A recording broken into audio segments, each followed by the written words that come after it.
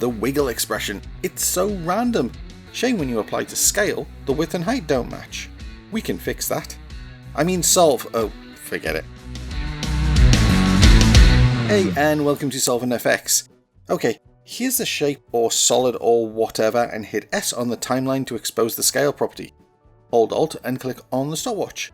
And you normally type wiggle, brackets, 5, 50, close brackets. This gives you a regular wiggle, with both the horizontal and vertical doing their thing.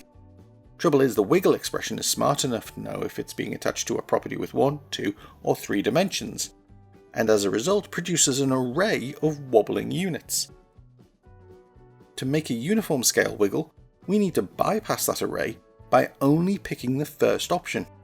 And to do that, we start the expression again by typing var w equals wiggle brackets 5, 50 close brackets.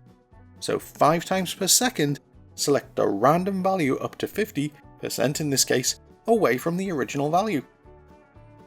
W is our array, so now on a new line type square brackets w square brackets 0, w square brackets 0, make sure all the brackets are closed. So for the width and height properties, we're using the W0 for both. And if you want to keyframe this, check out my video on keyframing a wiggle.